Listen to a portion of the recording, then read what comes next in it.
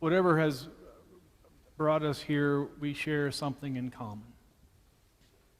Something in our lives is off center.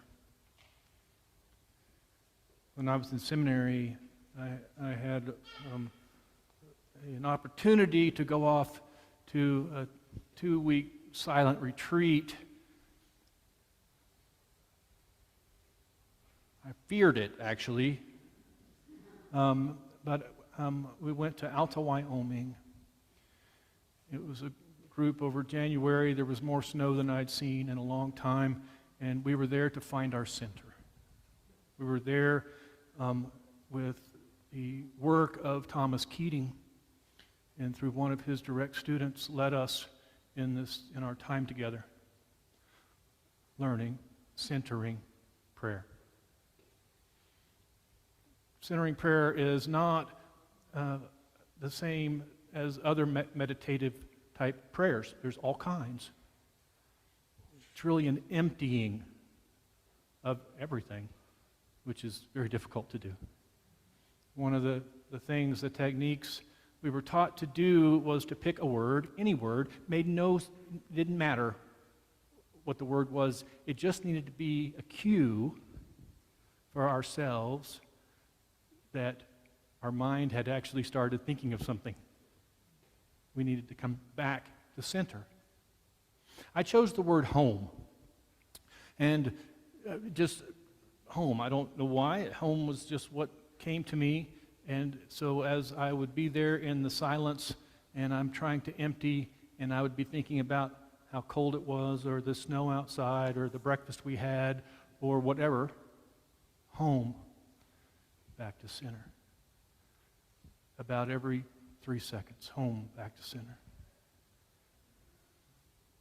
And back to center. And occasionally a little longer. Home, back to center. And there were some times towards about 3/4 of the way through, really, I started getting used to an emptiness. It was hard to get there for me. And all of a sudden, I don't know how long it had been since I had said home. I don't know if it was 5 seconds or 10 seconds or 30 seconds. Sure, it wasn't 30 seconds. That's a really long time. But I don't know how long it was. But I know that because I didn't know, that I was finding my center.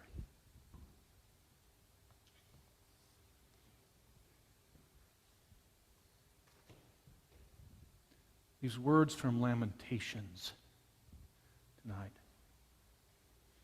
If you haven't ever sat down and read the book of Lamentations, I commend it, but I really commend it in group because it can be intense and there's a lot to process there, as you can hear in tonight's reading. This person has had everything stripped away from them.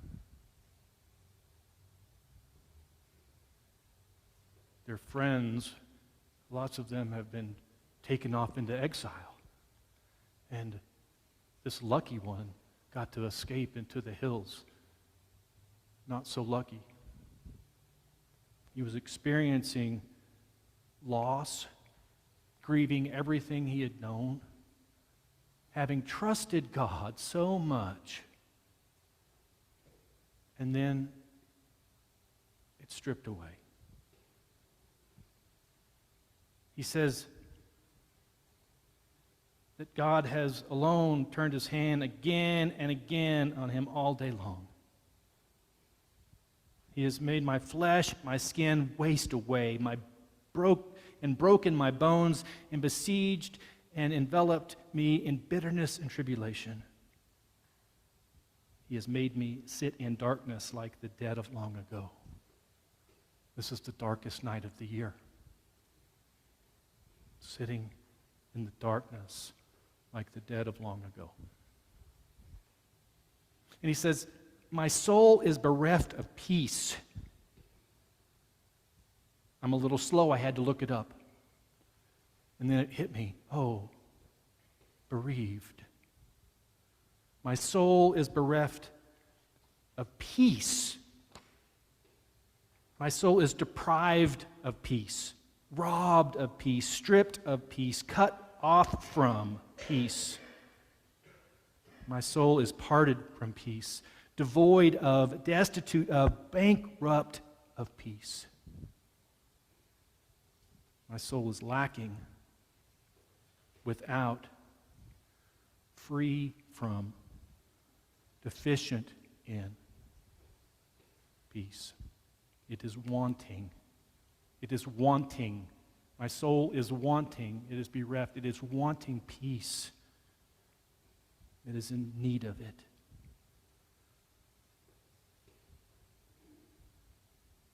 The lament is, I have forgotten what happiness is. How long do you sit in darkness when you forget what happiness is? He was there. Gone is my glory and all that I had hoped for from the Lord.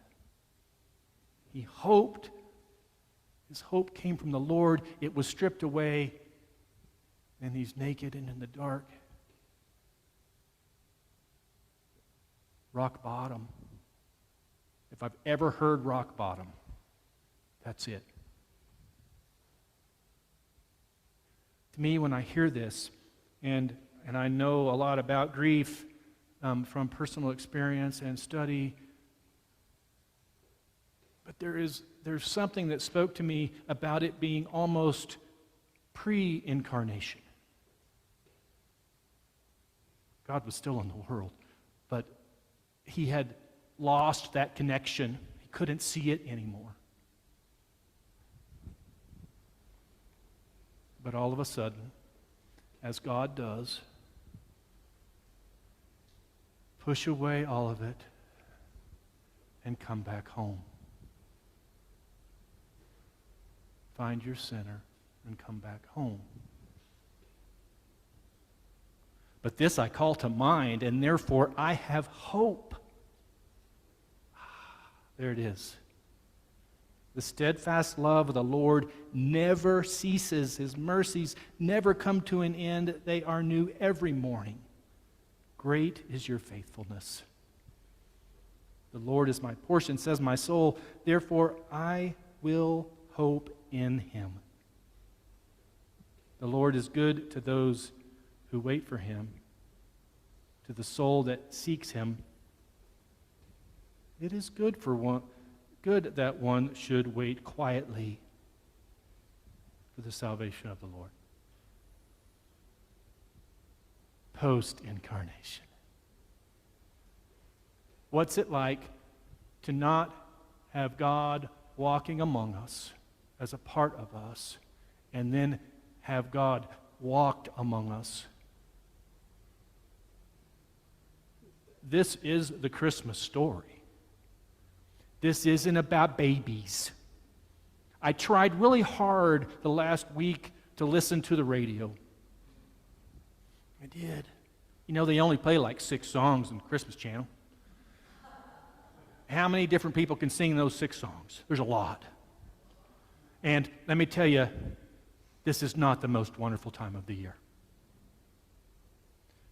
Christmas is actually hard to preach because we're incarnational people. We preach Christmas and we preach Easter every Sunday, right? But we get wrapped up, the world does, in the joys that this should be. And forget about coming home and centering every Sunday to get us to the next one. To me, this is Christmas. The 8 verses in the Gospel of Matthew that actually talk about the birth. We don't get all the fancy stuff. It's bare bones. It's stripped away. It allows you to come to the center to realize the whole point, and that is God became incarnate. The prophets were right. And because of that, we can now live into that or incarnation in the same way that this person in Lamentations rediscovered God. from being lost in the darkness in the most harsh explanation that I think I've ever heard, to finding the light that was there already, but he could see it.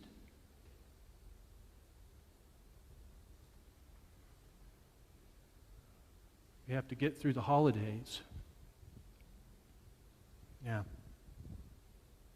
I say, everybody here has something in common. We're grieving something, and we're off center.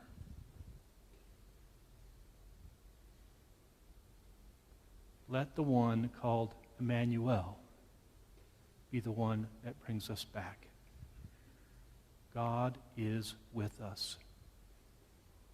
Through all the jingle bells, through all those crazy songs that are trying to get us to do things and bring us to a certain place.